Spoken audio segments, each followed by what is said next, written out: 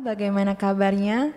Ica kembali menyapa sahabat Drunska dalam acara Bincang-Bincang sama Doi edisi 19 Juni 2021. Pagi hari ini Ica sudah bersama dengan Dr. Debri Septiawan, spesialis kesehatan jiwa, psikiatri, magister kesehatan yang akrab kita panggil Dr. Debri. Selamat pagi Dr. Debri, bagaimana pagi. kabarnya? Baik, luar biasa. Mbak Ica gimana kabarnya? Baik dok. Pada edisi kali ini kita akan berbincang tentang generasi milenial tanpa narkoba. Pemberitaan mengenai tersandungnya public figure, bahkan beberapa di antaranya masih berusia muda membuat kita prihatin. Sebagai generasi muda harapan bangsa, tentu kita harus memegang teguh prinsip say no to drugs ya guys. Apalagi sebentar lagi kita akan memperingati Hari Anti Narkotika Internasional. Bagi sahabat Drunska yang ingin bergabung ngobrol dengan Dr. Debri, yuk sampaikan melalui kolom komentar. Akan ada giveaway dari Rumah Sakit Dr. Un Kandang Sapi Solo bagi pemirsa yang beruntung. Hari ini Ica dan Dr. Debri berada di ruang PKRS, salah satu ruang pertemuan di rumah sakit. Meskipun di dalam ruangan, kami tetap menerapkan protokol kesehatan untuk mencegah transmisi COVID-19 yang hingga kini masih harus kita waspadai. Sahabat Drunska, ayo tetap terapkan protokol kesehatan ya. Langsung aja nih dok, kita ke tema utama. Mungkin bisa dijelaskan dok secara umum mengenai narkoba itu apa sebenarnya? Jadi kita pakai bahasa sederhana aja ya, jadi biar mudah untuk waspadanya ya, generasi milenial ini. Sebenarnya narkoba ini kenapa berbahaya? Karena dia menyebabkan adiksi atau kecanduan ya. Nah kriteria kecanduan itu memang ada, atau adiksi itu ada 5. Yang pertama terjadinya toleransi. Jadi dosis yang dulunya memberikan efek tidak memberikan efek lagi. Sehingga ini akan diikuti dengan peningkatan dosis. Jadi dosisnya akan tambah tinggi ya. Dan ketika tidak menggunakan muncul gejala withdrawal atau sakau atau keluhan-keluhan yang tidak mengenakkan sehingga menderita dan terpaksa menggunakan lagi. Dan bisa juga yang terjadi adalah ketidakmampuan untuk mengendalikan diri untuk tidak menggunakan zat tersebut. Nah terus menghabiskan sebagian besar hidupnya bahkan potensi dirinya hanya untuk mendapatkan zat tersebut. Nah sekarang untuk generasi milenial ini sudah sangat berkembang, jadi ada istilah misalnya narkolema, narkotika lewat mata, yaitu gadget. Jadi gadget itu ternyata juga bisa menyebabkan adiksi, adiksi game, kemudian adiksi pornografi ya. Jadi dengan berkembangnya teknologi, berkembangnya zaman, ternyata harus hati-hati. Kita berpikirnya narkoba itu hanya drugs, obat yang kita hirup, kita makan atau dimasukkan lewat jarum suntik. Tapi ternyata sekarang juga sudah sangat berkembang, bisa saja ternyata ada adiksi game, adiksi pornografi ya, dan adiksi gadget ya, adiksi media sosial juga ada. Ketika itu memenuhi kriteria adiksi tadi. Jadi contohnya apa? Ketika dipisahkan dari gadgetnya, rasanya nggak nyaman, rasanya hidupnya tidak enak. Ya, jadi kalau kita lihat di media sosial ada yang sampai marah-marah, membanting, mukuli orang tuanya karena dilarang pegang gadget ya. Begitu dilarang main game juga sama, ngamuk, nggak bisa hidup tanpa main game ya, sehingga sekolahnya juga akhirnya berhenti gitu ya. Jadi sekarang harus berhati-hati karena banyak hal yang bisa menyebabkan adiksi, bukan hanya drugs tadi. Jadi generasi milenial memang harus waspada ya. Berarti kalau seperti itu memang yang cara utamanya tuh ini ya dok, apa ada waktu-waktunya, misal kayak penggunaan gadget seperti itu ya. Iya. Nah juga kemudian harus hati-hati. Jadi sekarang di sekolah-sekolah kan juga pemerintah lewat Badan Narkotika Nasional kan sudah sering sosialisasi tentang bahaya narkoba. Seperti jangan pernah coba-coba, sekali coba-coba itu seperti membuka pintu masuk ke neraka yang tidak ada jalan kembali, misalnya seperti itu. Ya biasanya orang nawarkannya bukan ini narkoba loh ya, bukan gitu. Ini narkotika loh ya, bukan seperti itu. Tetapi yang ditawarkan biasanya adalah sesuai dengan kebutuhan ya. Jadi misalnya mahasiswa atau anak sekolah atau misalnya orang yang bekerja, mengejar karir di mana dia membutuhkan untuk selalu fit, konsentrasi tinggi, tentu saja dia akan ditawarkan misalnya, ini ada vitamin loh, ini vitamin yang bikin badan kita enak gitu, bikin badan kita berenergi ya. Awalnya bilangnya adalah vitamin, nggak bilang ini narkoba loh, jenis stimulan yang bikin bisa konsentrasi, bisa energi banget. Kalau dibilangin gitu langsung, oh nggak mau, oh nanti ketergantungan gitu kan. Nah tetapi ditawarkannya sesuai kebutuhan. Karena sebenarnya untuk generasi milenial tidak ada yang kebal terhadap bahaya narkoba gitu ya. Jadi misalnya rohaniawan tidak mungkin kena narkoba gitu ya, namanya aja rohaniawan. Oh bisa saja. Misalnya dia banyak harus melayani umat sehingga lelah, kemudian ditawarkan ini biar badannya enak herbal gitu aja misalnya, nggak ngomong itu narkoba. Begitu maka oh iya enak ya, badan saya jadi fit, bisa konsentrasi, bisa ngasih siraman rohani ke umat saya dengan enak gitu kan. Tapi setelah beberapa lama asal nggak make itu mulai tidak bisa konsentrasi, badan nggak enak, kemudian ketika nggak make badan rasanya sakit semua, tidak nyaman, sehingga akhirnya terpaksa make. Nanti kalau sudah make ternyata beberapa waktu kemudian dengan dosis yang sama kok nggak ngefek, akhirnya dosisnya meningkat. Nah jadi tidak ada profesi yang atau generasi milenial yang kebal terhadap narkoba. Bahaya selalu mengintai, karena itu selalu waspada. Hati-hati kalau ada yang menawarkan. Narkoba sendiri kan jenisnya banyak ya. Biasanya kita bagi 3 untuk memudahkan generasi milenial ya. Yang pertama misalnya tadi yang sifatnya stimulan. Tentu saja sesuai kebutuhan. Yang butuh pasti orang-orang yang butuh konsentrasi, energi, butuh melek gitu ya. Nah tentu saja ditawarkannya stimulan. Tetapi orang yang pekerjaannya penuh stres, tegang, pinginnya sampai rumah istirahat, tentu saja yang ditawarkan adalah sifatnya depresan gitu. Aduh aku nggak bisa tidur, ini banyak beban pikiran, banyak beban kerjaan, padahal pengennya istirahat. Oh ini ada nih, ini herbal, nanti bangun-bangun sudah santai, nyaman, jadi bisa istirahat enak gitu ya. Ya sudah akhirnya kena yang jenisnya depresan. Atau pekerja seni, jadi aduh mentok ini kok nggak bisa kreatif lagi gitu ya. Ini dipakai ini enak loh, ini efeknya kayak jamu-jamu yang bikin kita berpikir itu enak, jadi seperti ginkgo biloba misalnya seperti itu, padahal bukan gitu. Begitu make ternyata yang diberikan sebenarnya adalah halusinogen. Jadi begitu make mikir mau nulis syair tentang bidadari, bisa membayangkan bidadarinya, bahkan mungkin bisa terlihat bidadarinya gitu ya, bisa tervisualisasi sehingga bisa mengarang lagu dengan baik tentang bidadari. Atau melukis apa dengan make itu kok bisa jadi imajinasinya itu jadi bisa lebih bagus gitu. Nah padahal sebenarnya adalah jenis zat yang halusinogen.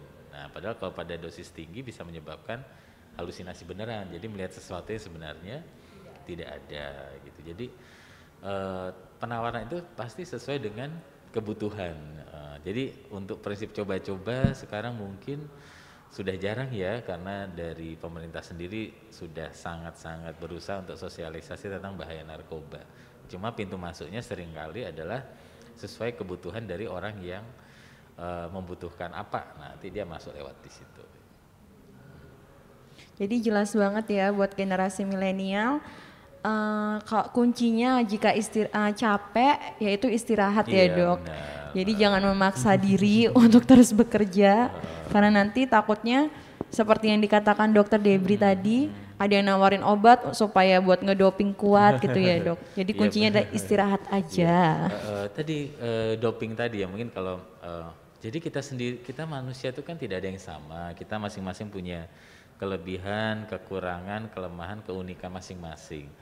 Nah seringkali kita itu iri dengan orang lain. Jadi ibaratnya atlet, kenapa sih dia pakai doping? Karena dia merasa tidak mampu bersaing dengan atlet lainnya, sehingga dia pakai doping. Juga sama, mungkin dalam lingkungan pekerjaan ada orang yang dikaruniai kemampuan dia untuk konsentrasi, kemampuan fisik lebih, sehingga dia bisa bekerja 8 jam. Sedangkan kita mungkin kemampuan fisik, kemampuan berpikir kita mungkin hanya 4-6 jam. Jadi kalau udah kerja sampai 4-6 jam kita memang harus istirahat. Tapi ada orang yang memang kuat sampai 8 jam. Akhirnya apa? Kita pengen bersaing dengan dia, masuklah yang stimulan tadi. Ditawarkan ini ada vitamin loh, nanti jadi tambah fit, kuat kerja lama gitu. Nah saat itulah masuk narkoba itu. Ya. Jadi kita tuh memang manusia unik dan kita harus bisa menerima keunikan kita masing-masing. Contohnya pola tidur saja. Ada orang yang memang pola tidurnya itu pendek, jadi short sleeper ya. Jadi dia hanya butuh 4-6 jam dalam 24 jam untuk tidur dan merasa fit kembali. Rata-rata sih memang kebanyakan orang itu butuh tidurnya itu antara 6-8 jam. Tapi ada juga yang long sleeper, dia butuh tidur 8-10 jam dalam 24 jam. Biasanya dia pelor ya, jadi lagi nunggu antrian di rumah sakit dokter bisa ketiduran gitu ya. Nanti habis diperiksa dokter, nunggu antrian di apotek bisa ketiduran. Karena dia mungkin butuhnya 8-10 jam. Nah mungkin ketika misalnya kuliah, dia merasa iri dengan teman-temannya. Aku jam 9 kok sudah ngantuk ya. Mereka kok bisa belajar sampai jam 12, terus nanti habis sholat subuh belajar lagi. Aku jam 9 udah ngantuk, habis sholat subuh masih ngantuk gitu kan. Mungkin dia tipe penidur yang panjang, ya tinggal menyesuaikan pola hidup. Misalnya kalau teman-temannya dolan ya dia belajar gitu. Nah jadi dolannya mungkin di akhir pekan. Tadi jangan membandingkan diri kita dengan orang lain. Setiap orang punya kelemahan, kekurangan sendiri-sendiri. Tapi pasti kita juga ada kelebihan, tinggal kita mengelola. Karena kalau kita tidak bisa menerima kekurangan kelemahan kita, saat itulah harus hati-hati pintu masuk, salah satunya pintu masuk dari narkoba itu tadi. Berarti harus lebih mengerti diri sendiri. Mengerti dan menerima ya. Mengerti diri kelemahan kekurangan tapi nggak bisa menerima juga sama aja nanti. Jadi pintu masuk juga nanti jadi iri ya. Oh jadi iri dengki. Betul. Ini dok, saya kan sering dengar tentang pemakaian narkoba jenis tertentu. Jadi ada namanya magic mushroom itu dok, mengakibatkan efek halusinasi. Misalnya kayak ngobrol sama kursi, terus menganggap dirinya gantungan kunci, sampai ketemu dinosaurus di jalan katanya. Bener nggak seperti itu dok? Iya, itu sebenarnya jenis yang halusinogen ya. Jadi halusinogen itu ada yang halusinasi positif atau negatif ya. Yang positif itu kita melihat sesuatu yang tidak ada. Jadi di jalan tidak ada dinosaurus, kita melihatnya sebagai dinosaurus. Atau di depan kita ada mobil, kita nggak ngelihat mobilnya, itu halusinasi negatif.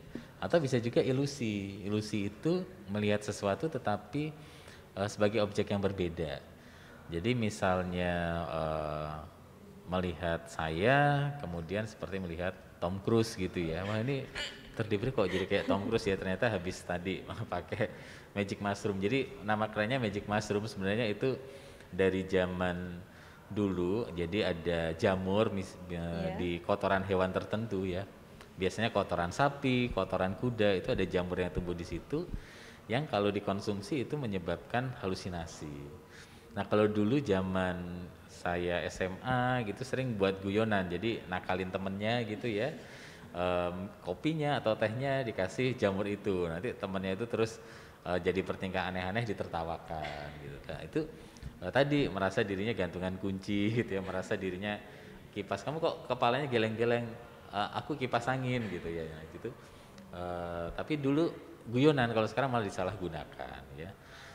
Juga dulu sering kali lem ya, cium-cium lem yang wanginya kuat itu ternyata juga bisa membuat ngefly seperti itu. Jadi harus hati-hati dulu, misalnya ada anak-anak kumpul-kumpul terus ada lem di situ, nggak untuk ngelem apa-apa, sebenarnya mereka menghirup saja gitu ya, menimbulkan efek seperti sensasi melayang ringan gitu ya, kadang sampai halusinasi. Jadi sebenarnya banyak zat-zat yang kalau dulu mungkin karena tidak banyak memanfaatkan hal yang diketahui secara tidak sengaja bisa menimbulkan efek itu ya. Tapi kalau sekarang yang magic mushroom tadi mungkin sekarang pakainya lysergic acid ya, jadi LSD gitu ya, makanya LSD gitu. Jadi sudah ada obatnya juga. Kalau dulu makainya ganja atau makainya opium, sekarang sudah ada turunannya, jadi obat-obatan yang mirip efeknya seperti itu. Jadi namanya obat-obat yang disintesis mirip dengan zat-zat yang asalnya dari tanaman itu tadi.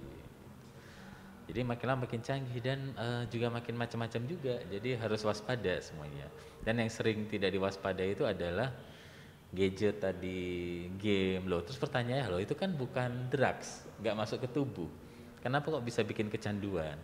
Nah ternyata kalau kita pada orang-orang tertentu yang secara genetik sensitif itu dari dalamnya itu muncul efek seperti narkoba tapi dari dalam diri sendiri, jadi endogen sifatnya, jadi dari dalam diri yang menyebabkan kecanduan sehingga sukar lepas. Nah itu yang harus diwaspadai, karena itu kuncinya jangan berlebihan, gadget jangan berlebihan, main game jangan berlebihan, karena kita tidak tahu secara genetik siapa sih yang punya risiko itu.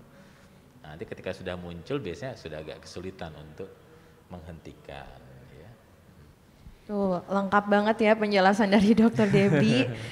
Ini Dok sudah ada dari sahabat Benska yang bergabung dan bertanya dari Taza.0435. Bagaimana cara agar ortu juga mempunyai kesadaran untuk memperhatikan anak-anaknya agar terhindar dari bahaya narkoba? Ini pertanyaan bagus dari Taza. Yang pertama memang back to family ya, jadi kembali kepada keluarga. Keluarga itu adalah unit terkecil di masyarakat gitu. Nah kenapa kembali kepada keluarga? Jadi gini, di bawah usia 8 tahun yang namanya anak-anak itu belum bisa berpikir abstrak. Jadi kalau diomongin kamu jadi anak yang bijaksana, kamu jadi anak yang rajin, anak yang murah hati, itu sulit mereka untuk memahami. Yang bisa mereka lakukan adalah melihat dan mencontoh, karena itu mereka figurnya yang dibutuhkan adalah figur teladan. Karena itu nggak bisa ngomong ke anak-anak, kamu harus pintar ngatur waktu ya antara belajar sama main game. Tapi orang tuanya di depan gadget terus, ya otomatis anaknya akan ngamuk kalau nggak dikasih gadget gitu. Nah, sama juga ketika misalnya kamu harus pola hidupnya teratur ya, jangan sering dolan tapi bapak ibunya nggak pernah di rumah, itu tadi juga sama aja. Akhirnya anaknya ya, loh ngapain aku di rumah gitu ya, terus akhirnya dolan, terus pulang dimarahin, ini pandemi kok dolan gitu ya. Anaknya stres tadi, bahaya narkoba mengintai. Atau misalnya orang tua terlalu menuntut anak, pagi Zoom ya, habis Zoom, habis itu ada les, habis les terus disuruh belajar mandiri juga gitu ya. Habis itu tidur, sehingga hidupnya membosankan. Nah nanti lewat Zoom atau lewat WA ada yang nawarin, dia cerita di grup, aku kok stres ya disuruh belajar terus sama orang tuaku. Akhirnya curhatnya di grup. Nah di grup ada temannya yang sudah kecanduan narkoba, akhirnya nawarkan, aku kasih vitamin mau nggak? Aku juga sih sebenarnya stres tapi minum vitamin ini aku belajarnya jadi enak loh. Jadi temannya nggak nawarinnya aku kasih narkoba loh, enggak gitu ya, tapi enak loh nanti belajarnya, nilainya jadi bagus. Nah sudah nanti Taza dikasih, oh iya ya pakai ini belajarku jadi enak ya, aku bisa konsentrasi ya. Padahal yang dibutuhkan tadi sebenarnya adalah istirahat, capek ya istirahat gitu, jangan terlalu memforsir diri. Tadi kemampuan orang berbeda-beda. Nah terkadang sih orang tua juga senangnya membandingkan anaknya dengan anak lain gitu. Lah teman kamu pede loh nyanyi di acara sekolah, kamu kok nggak pede gitu kan, akhirnya menjadi beban. Padahal orang tuanya sendiri kalau diminta ya sudah, ayah juga nyanyi dong di depan orang banyak, nggak mau, bapaknya sendiri nggak mau, tapi anaknya dipaksa-paksa. Atau kamu tuh loh harus aktif berorganisasi biar kaya pengalaman gitu ya. Nah, terus dibalik, lah ibu organisasinya apa? Lo kamu jangan banding-bandingkan ibu lah, padahal ibunya sendiri membandingkan. Nah jadi di sini yang penting itu adalah dalam keluarga itu saling pengertian. Terus istilahnya jangan standar ganda ya, double standard. Jadi bagi orang tua meletakkan barang sembarangan baik-baik saja, tapi kalau anak dimarahin gitu ya, itu namanya double standard. Nah itu bagi anak sangat tidak nyaman, karena tadi sampai usia 12 itu mereka pinginnya ada figur yang bisa dicontoh. Nah apa jadinya? Akhirnya ketika sudah usia remaja nggak akrab dengan orang tua, isinya ribut gitu ya, karena tadi omong doang sih, orang tuaku tuh omong doang, nyuruh ini nyuruh itu, tapi mereka sendiri enggak gitu. Nah akhirnya jadi hubungan tidak harmonis. Nah, cara orang tuanya peduli dengan anak bagaimana? Ya, anak menunjukkan kepedulian kepada orang tua dulu, karena orang tua itu bebannya juga berat loh. Jadi apalagi di masa pandemi ini menghidupi keluarga itu juga berat. Coba dimulai dari diri sendiri. Jadi aku pengen diperhatikan orang tua. Coba Taza mulai memperhatikan orang tua dulu. Lihat ayah, lihat ibu. Ketika misalnya mereka berdua, beliau berdua itu kerja, kelihatan lelah nggak? Kelihatan capek nggak? Mungkin dimulai dari Taza. Ternyata kita sama-sama capek ya. Terus enaknya gimana ya Pak ya? Enaknya gimana ya Mah ya? Aku capek sekolah, Pak Mama capek kerja. Kita emosian, berarti kita harus cari cara biar kita bisa seneng di masa pandemi ini. Nah, mulai aja dari diri sendiri. Membuatkan beliau berdua teh anget misalnya gitu. Kok kelihatannya capek, Taza bikinkan teh anget ya. Nah, itu kan membuka duluan. Nah, jadi kita tidak bisa mengendalikan faktor di luar diri kita dengan mudah ya, tetapi kita belajar bisa mengendalikan dari diri kita sendiri. Jadi dimulai dari diri sendiri. Pengen orang tua perhatikan, coba kita mulai memperhatikan orang tua kita. Jangan-jangan kita sendiri juga memperhatikan orang tua kita, menuntut terus gitu ya sebagai anak gitu ya.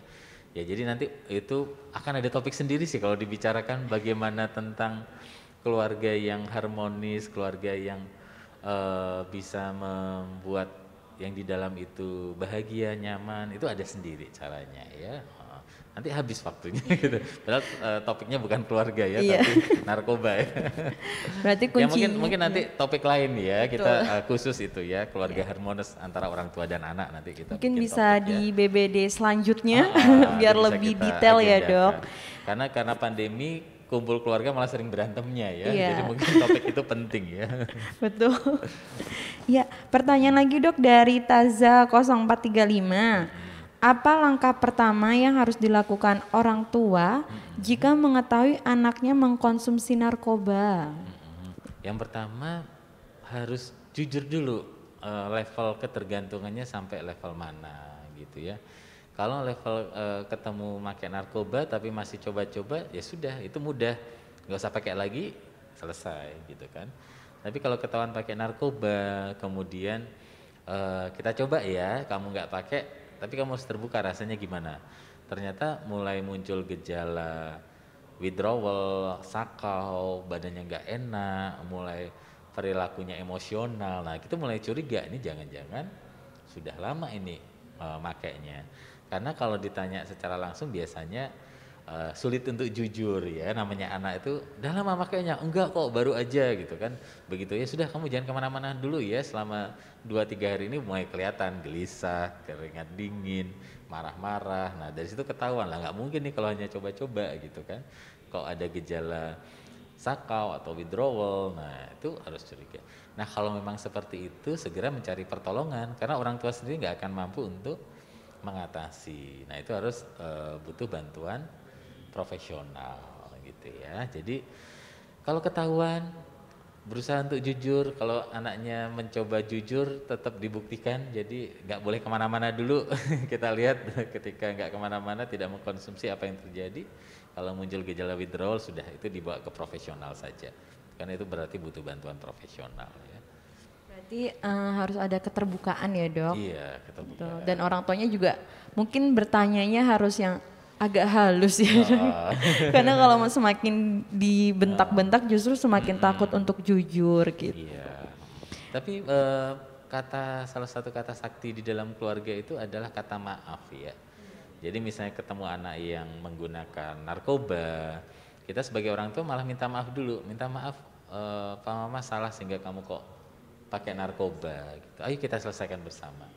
Kesalahan Pak Mama ini kita perbaiki, gimana caranya agar kamu bisa lepas. Nah jadi kalau apa-apa malah sebaliknya langsung disalahkan, kamu anak nggak berbakti, Pak Mama cari uang susah-susah malah kamu pakai buat narkoba, anak durhaka, ya sudah, dia nggak akan jujur lagi udah gitu ya, malah mungkin kabur dari rumah ya. Itu malah lari ya Dok ya. Pertanyaan selanjutnya Dok dari @henny 068.bkusd. Mohon penjelasan kenapa narkoba bisa merusak bagian dalam tubuh. Terima kasih dokter. Iya, ini pertanyaan bagus sekali. Jadi narkoba itu kan bekerjanya di sistem saraf pusat. Padahal sistem saraf pusat itu mengatur seluruh bagian tubuh juga gitu ya. Nah, harus hati-hati, ada namanya reversible dan irreversible. Ada satu titik di mana narkoba itu merusak otak kita dan tidak bisa kembali normal lagi. Jadi seringkali sudah bebas dari kecanduan tapi ngeluh, saya kemampuan konsentrasinya kok nggak pernah pulih seperti dulu. Daya ingat saya kok menurun banyak gitu. Nah, karena itu sebenarnya kalau dulu prinsipnya narkoba itu jangan pernah coba-coba. Kalau sekarang jangan mudah percaya kalau orang menawarkan sesuatu yang sifatnya instan. Jadi kamu mau konsentrasi, kamu mau pinter gitu. Hati-hati kalau nawarkannya instan ya. Kamu mau badan kamu fit, pakai apa? Pakai ini gitu. Nah, harus hati-hati. Padahal tadi jawabannya sebenarnya istirahat. Jadi ditambah hati-hati dengan tawaran-tawaran instan kepada kita ya. Nah, tadi kembali kepada yang irreversible. Nah, kalau sudah irreversible ya akhirnya apa? Harus bisa menerima kenyataan ya bahwa memang ada bagian dari tubuh saya yang rusak yang tidak bisa kembali. Nah, kadang tadi kalau sudah toleransi kan dosisnya nambah. Nah, penambahan dosis ada yang namanya sifatnya toksik, beracun bagi hati, hepar kita, beracun bagi ginjal kita. Sehingga sekarang banyak anak-anak muda yang usianya masih 20-an sudah cuci darah gitu ya. Tadi harus hati-hati karena tadi dosisnya sangat tinggi, sifatnya bukan lagi memberi kenyamanan, bikin fly ya, tetapi sifatnya racun, sudah merusak tubuh. Jadi ginjalnya rusak, heparnya rusak. Dan kerusakannya itu juga ada yang tadi sifatnya tidak bisa kembali. Sehingga akhirnya harus cuci darah. Nah, karena itu sebaiknya ketika merasa dikerjain temen ya, temanku kemarin waktu aku ngerjain tugas, aku susah mikir, aku kecapean, katanya ngasih vitamin. Tapi begitu aku nggak minum vitamin ini, aku kok rasanya aneh ya, emosian, pingin banget vitamin itu lagi. Kok rasanya kalau nggak dibantu vitamin itu aku nggak bisa hidup. Nah, itu harus segera cari pertolongan. Jangan-jangan itu bukan vitamin, tetapi sebenarnya narkoba gitu ya. Karena nanti kalau sudah sifatnya kerusakannya yang tidak bisa kembali lagi, sudah itu namanya seperti orang cacat jadinya. Jadi jangan sampai seperti itu. Nah, kalau berbicara secara global, hati-hati juga karena apa? Bisa saja narkoba ini menghancurkan suatu bangsa. Kenapa? Yang tadi yang sifatnya tidak bisa kembali normal tadi, yang sifatnya menjadi kecacatan. Bayangkan misalnya satu generasi banyak yang jadi pecandu narkoba dan sifatnya cacat, nggak bisa kembali normal, hilang satu generasi itu. Nah, bangsa itu kedepannya jadi bangsa apa gitu ya kan? Karena tidak ada generasi penerus yang baik gitu ya. Nah, itu harus hati-hati sekali ya untuk penggunaan narkoba. Lebih baik jangan coba-coba dan waspadalah gitu ya atas tawaran-tawaran instan untuk menjadi lebih santai, lebih berenergi. Pokoknya tawaran-tawaran instan hati-hati sekali ya. Ya, mungkin berarti kalau ada yang nawarin obat atau sesuatu seperti herbal, vitamin, jangan langsung diminum ya dok, mungkin harus dicek dulu ini obat apa seperti itu ya. Bahkan ini juga obat apa menarik. Jadi seringkali malah bahasanya itu ini obat yang dikasih sama psikiater itu narkoba juga kok, malah ngomongnya gitu. Jadi ketika enggak nanti dikasih vitamin ini bisa konsentrasi tapi ternyata narkoba. Enggak kok, yang dikasih psikiater itu kan juga sama dengan ini. Membikin cemas hilang, membikin depresi hilang, padahal berbeda ya. Jadi tadi kalau yang diberikan oleh psikiater itu tidak ada efek yang namanya toleransi, peningkatan dosis dan sampai menjadi sifat racun tadi. Jadi misalnya obat untuk cemas, nanti dosisnya nggak akan naik, tapi dosisnya pelan-pelan akan turun dan akhirnya tidak digunakan lagi. Cuma tadi bahasanya sama aja kok dengan yang dikasih psikiater biar kamu nggak sedih, sama aja kok sama yang diberikan psikiater biar kamu nggak khawatiran gitu. Padahal sangat-sangat jauh berbeda. Gitu. Jadi harus hati-hati karena seringkali ada yang datang orang tuanya sudah ngomong duluan, dok anak saya jangan dikasih narkoba gitu. Dok anak saya nanti ketergantungan loh sama obatnya dokter. Lah ini kan malah jadi campur aduk ya antara obat dari seorang psikiater dengan narkoba padahal berbeda gitu ya. Tapi masyarakat jadinya jadi rancu. Jadi istilah kecanduan, adiksi itu jadi rancu dengan orang yang memang butuh pengobatan. Jadi kita nggak akan bilang sama orang yang punya darah tinggi, yang punya hipertensi, kecanduan obat hipertensi padahal tiap hari minum ya. Itu kecanduan obat hipertensi loh, enggak gitu ya. Karena memang butuh yang pakai suntikan insulin ya kan. Lah itu adiksi insulin loh, tiap hari nyuntik di perutnya gitu ya. Ya enggak juga gitu. Itu jarum suntik tiap hari disuntikkan di perut, itu kecanduan insulin ya enggak, karena memang butuh gitu. Dan dosisnya akan turun kalau sudah pola hidupnya juga bagus. Sama aja gitu, obat-obat psikiater juga bukan narkoba ya. Jadi sekalian saya tekankan, karena mulai ada stigma bahwa obat yang diberikan oleh psikiater itu adalah narkoba juga, sehingga masyarakat jadi takut datang ke psikiater, padahal nanti malah meninggalnya itu karena bunuh diri, karena tidak tertolong depresinya ya. Jadi harus hati-hati untuk berita-berita hoax di masyarakat ya. Ya, generasi milenial sudah mendengar ya, langsung dari Dokter Debri tentang obat yang diberikan sama obat yang diberikan oleh dokter itu sangat berbeda. Iya, jadi kalau sedih, kalau cemas, kalau hidupnya tidak bahagia, jangan mau ditawari, malah datang ke psikolog atau psikiater dulu. Jadi datang ke kandang sapi ini, pengen ketemu psikiaternya. Di sini psikiaternya ada 3 ya, bukan saya sendiri. Psikolognya banyak, jadi jangan mau ditawari yang instan tadi. Kamu kalau sedih minum ini aja, nanti sedihnya hilang. Hati-hati gitu ya. Itu malah siapa tahu adalah narkoba ya, efeknya malah ke belakangnya menjadi tidak baik. Awalnya malaikat, nanti akhirnya jadi malaikat pencabut nyawa ya. Betul, kalau sedih merasa tidak ada tempat untuk curhat ya dok, mungkin bisa langsung datang ke rumah sakit Dr. Kandang Sapi Solo ya dok. Mau bertemu dengan Dokter Debri bisa. Dokter Retno bisa. Bisa ya dok. Dokter Sugiarto bisa. Ada psikiater banyak. Kalau psikolognya juga banyak ya. Iya, ada Mbak Sawa, Mbak Putri. Jadi silahkan datang ya, nanti kita bantu ya. Iya, daripada dipendam sendiri ya dok. Iya, atau tadi cari cara instan untuk menghilangkan malah terjebak narkoba. Betul. Pertanyaan lagi nih dok dari @fnd_hananti. Bagaimana dok cara membimbing anak untuk tidak terjerumus dalam narkoba dengan pendekatan yang kekeluargaan di saat ibu selalu kerja 24 jam di luar rumah? Terima kasih. Oh iya. Bekerja 24 jam mungkin di luar kota ya, karena kalau masih satu rumah 24 jam berarti nggak pulang ya. Iya, nggak pernah pulang. Jadi gini, misalnya mungkin yang dimaksud adalah sibuk ya.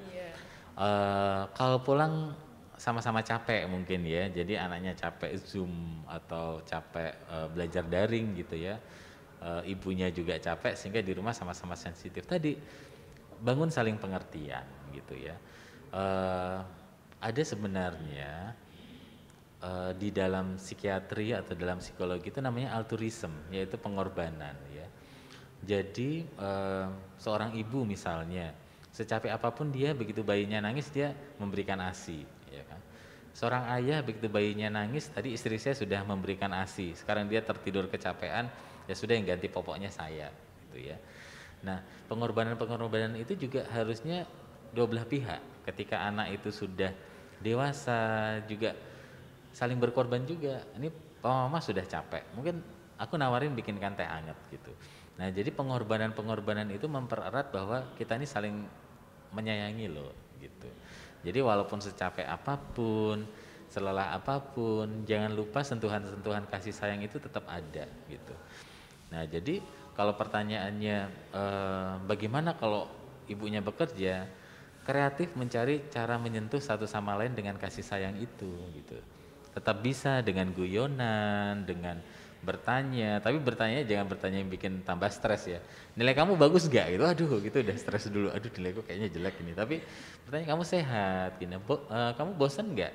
Enaknya gimana ya biar gak bosan ya. Jadi rekreasi bersama, tapi bukan terus melanggar protokol ya.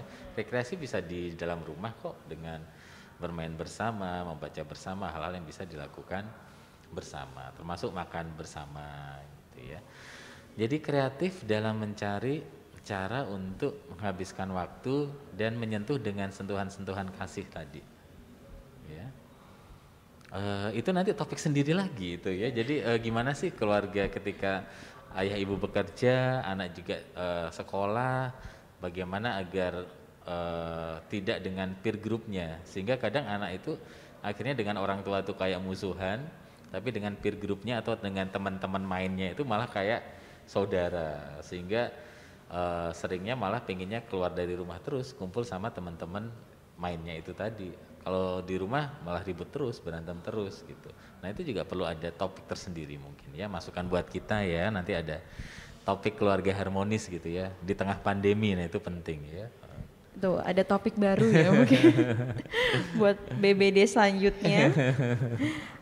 Dari Teza.0435, ada tips khusus agar pelajar bisa terhindar dari narkoba, Dok? Karena pelajar masih suka labil dan senang sekali coba-coba. Kalau dikatakan ini racun, kamu mau nyoba racun nggak? Mau nggak? Gitu. Pasti nggak kan? Atau kamu mau nyoba ini nggak? Ini ada obat, terus di dalam di kemasannya itu dikasih gambar tengkorak gitu ya.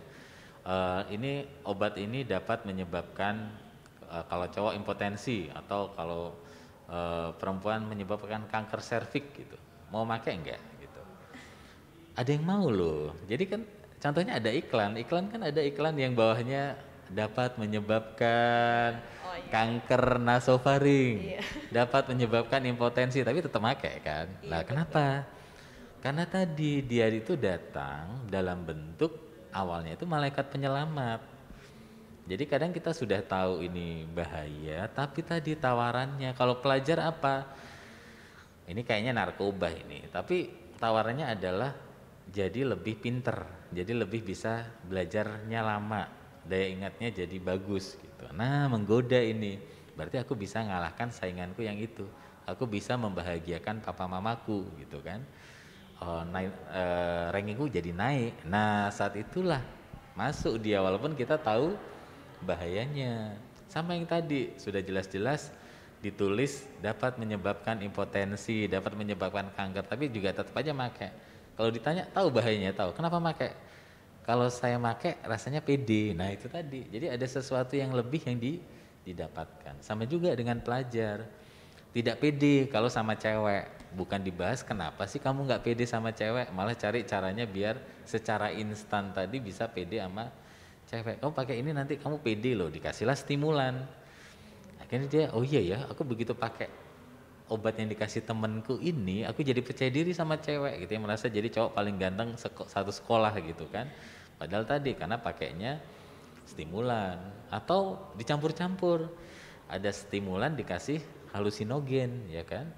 Tadi kalau dosisnya nggak besar, kalau kebesaran kan jadi merasa dirinya kipas angin gitu kan. Nah, tapi kalau dia dosisnya pas, merasa pede, paling ganteng satu sekolah, merasa ganteng kayak Cristiano Ronaldo gitu kan. Wah, aku ganteng satu sekolah kayak Cristiano Ronaldo ini gitu. Padahal tadi obat tadi. Nah, jadi untuk para pelajar, tadi konsep di depan, berusahalah bisa menerima kelebihan, kekurangan, kelemahan. Kenapa harus bisa menerima kelebihan? Orang yang nggak pintar menerima kelebihan jadi sombong loh. Nah, kalau orang sombong itu juga bisa jatuh gitu kan. Jadi hati-hati juga dengan kelebihan kita. Dengan kekurangan kelemahan, orang hidup itu tidak hanya dilengkapi dengan kekurangan kelemahan melulu ya, tapi juga ada kelebihannya. Memang sistem pendidikan sekarang lebih fokus kepada kecerdasan matematis, kecerdasan mengingat ya. Padahal kecerdasan itu ada 15 macam. Nah, karena itu ekstrakurikuler itu sebenarnya dibikin untuk mengakomodasi kecerdasan-kecerdasan lain. Sehingga kita tuh pede aja, ternyata saya tuh kecerdasannya tuh di psikomotor, yaitu olahraga gitu.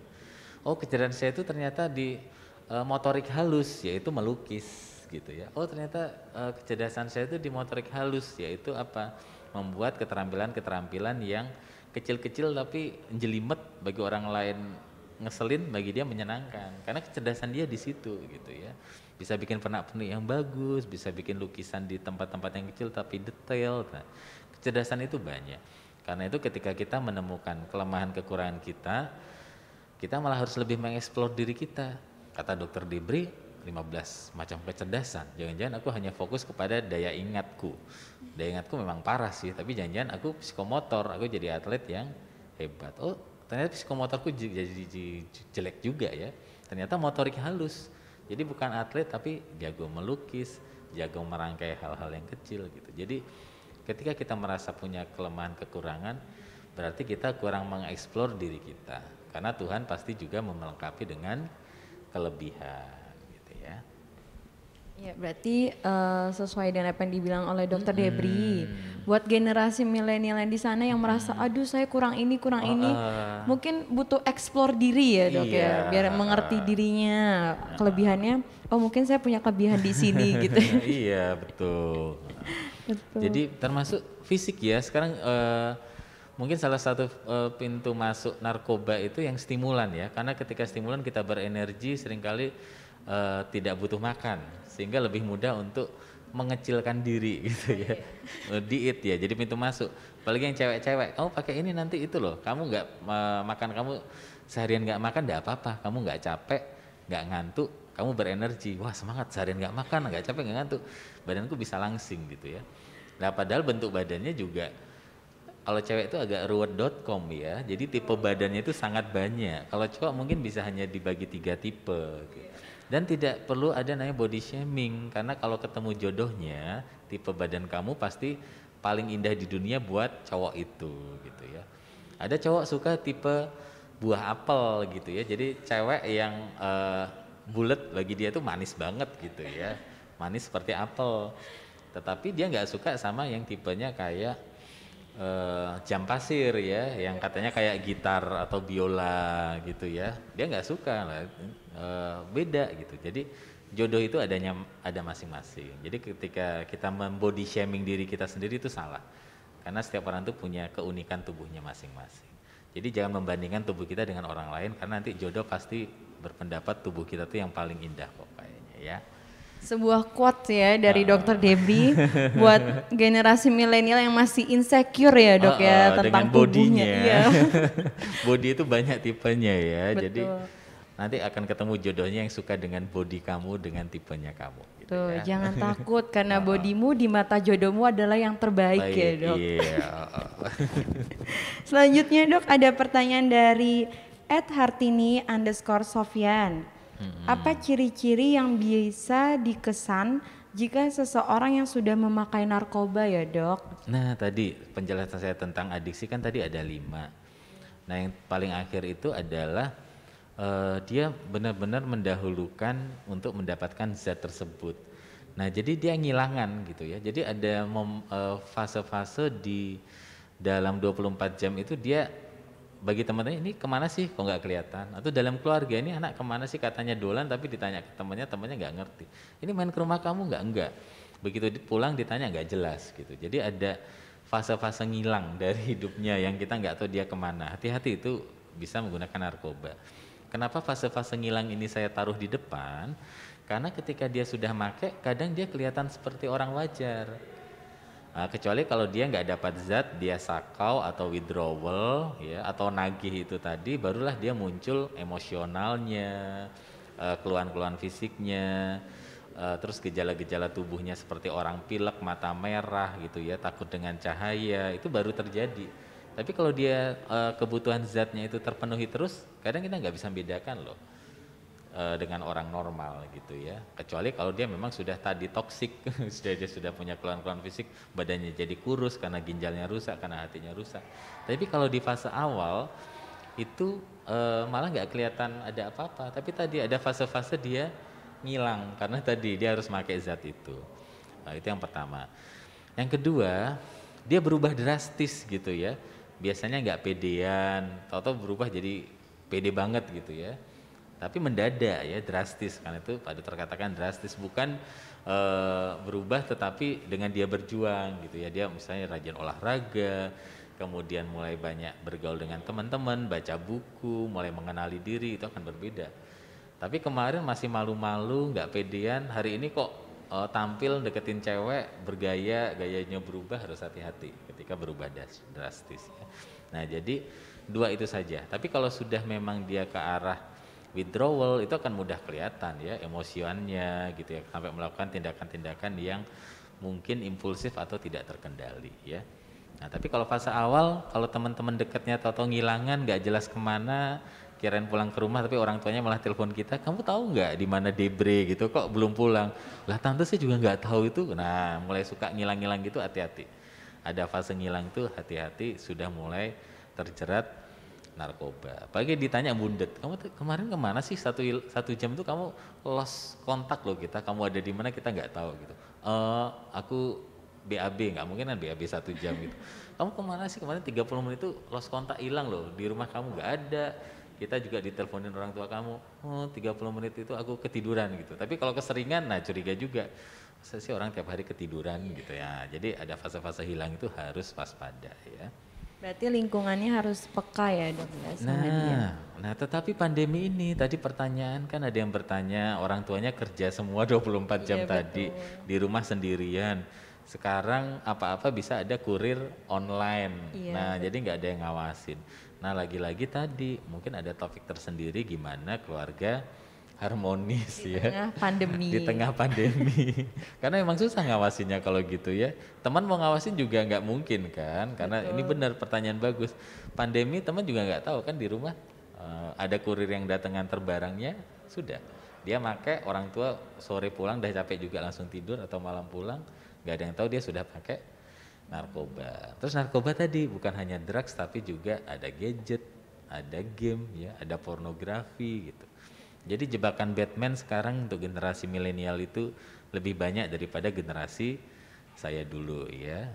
Kalau saya dulu mungkin tadi dikerjain, dikasih jamur tainya sapi gitu ya, terus jadi lucu-lucuan gitu ya. Nah tapi kalau sekarang enggak, jebakan Batman-nya lebih banyak. Salah apa Batman ya, superhero kok dibikin jebakan Batman ya. Ya, berikutnya dok ada pertanyaan dari attitude_Hartomo. Apakah narkoba tidak ada gunanya dok? Bukankah ada yang untuk pengobatan juga? Itu pun dalam pengawasan dokter. Lalu bagaimana bisa narkoba bisa beredar bebas atau karena ortu tidak bisa mengawasi 24 jam? Ini pertanyaan bagus. Jadi sebenarnya kenapa sih narkoba bisa dijual bebas? Nggak dijual bebas sih, jualnya itu sembunyi-sembunyi karena kalau ketahuan ketangkep ya. Nah, karena untungnya gede gitu ya. Kalau orang sudah kecanduan tadi, pasti dia akan mau bayar berapapun. Nah, jadi otomatis karena ada kebutuhan, pasti ada yang jual karena mendatangkan keuntungan. Kalau sampai sekarang susah dibasmi gitu ya. Nah, karena itu tadi ada jebakan Batman juga. Seringkali kita dengar di berita narkoba dimasukkan dalam permen untuk anak-anak. Narkoba dimasukkan dalam brownies untuk anak-anak gitu. Lah kenapa sih mereka mau rugi? Sebenarnya enggak. Mereka tuh menanam, nanti menuainya nanti gitu. Kenapa? Kalau di bawah usia 25 tahun itu sudah terkena zat-zat tersebut, jadi saraf kita tuh sebenarnya masih membentuk jalinan-jalinan itu sampai usia 25 tahun. Nah, sehingga kalau usia-usia di bawah 25 tahun terpapar zat-zat seperti itu terus-menerus, untuk lepas tuh makin susah. Nah, karena itu mereka seperti menanam dulu. Ya udah, aku rugi dikit enggak apa-apa nih ke anak-anak SD dalam bentuk permen, dalam bentuk apa, gitu makanan kecil. Tapi nanti kalau mereka sudah dewasa, mereka bisa cari duit sendiri. Nah, mereka sudah nggak bisa lepas sama yang namanya narkoba gitu. Jadi harus hati-hati juga. Karena itu waspada untuk makanan-makanan yang mungkin karena itu banyak sekarang sekolah-sekolah kantinnya yang ngelola sekolah sendiri karena harus waspada. Nah kemudian kenapa sih ya masih beredar ya tadi keuntungannya itu besar sekali ya. Jadi tertangkap sabu-sabu senilai 5 miliar gitu lah, kebayang gitu kan. Dan karena itu ada terus gitu ya. Jadi yang lebih baik itu adalah membentuk benteng dari diri sendiri ya. Sama juga terhadap pornografi, kecanduan game, kecanduan gadget. Yang harus kita bentuk itu adalah faktor protektif dari diri sendiri. Karena kita hidup di masyarakat yang risikonya itu besar ya. Tadi ada iklan yang jelas-jelas menyebutkan dapat menyebabkan impotensi, kanker dan sebagainya aja tetap ada make kok gitu ya. Dengan iklan baliho-baliho besarnya itu ya dan menyebutkan risikonya ya juga tetap ada make ya. Seperti itu masyarakat kita. Kecuali faktor protektif itu dari dalam. Selama faktor protektif dari dalam itu tidak ada, faktor risiko untuk menggunakan narkoba itu ya tetap pasti ada gitu. Ya. Jadi inner protektif ya. Iya. Harus dari diri sendiri sekali lagi ya, Dok. Nah, itu nanti topik sendiri lagi. Oh iya, gimana, betul. Lama-lama banyak PR kita nih ya, banyak PR harus doinya banyak PR. Ya, mau ngingetin nih dok buat sahabat Drunska yang memerlukan pendampingan profesional untuk kesehatan jiwa, bisa melakukan konsultasi psikiatri dengan dokter spesialis kesehatan jiwa di Rumah Sakit Dr. Un Kandang Sapi Solo. Dilayani setiap hari Senin sampai dengan Sabtu. Khusus dengan Dokter Debri, sahabat Drunska bisa jelang malam mingguan nih, karena Dokter Debri praktik setiap hari Sabtu sore jam 4. Betul ya dok? Iya, malam mingguan sama saya berarti. Nah, untuk jadwal dokter spesialis kesehatan jiwa yang lebih lengkap, bisa dicek melalui website www.drunska.com. Dan untuk mendaftar, bisa melalui aplikasi Android Drunska Mobile. Sahabat Drunska tidak perlu khawatir datang ke rumah sakit karena Drunska tetap aman. Iya, Dokter Debri, tidak terasa ya? Tidak terasa. Iya, kita sudah bersama selama 1 jam. Dan ada PR-PR tadi ya, betul. Mungkin topik selanjutnya. Ya, nanti bisa disampaikan gitu untuk selanjutnya ya dok. Terima kasih juga dokter untuk edukasi dan informasi yang diberikan ya siang ini kepada sahabat Drunska.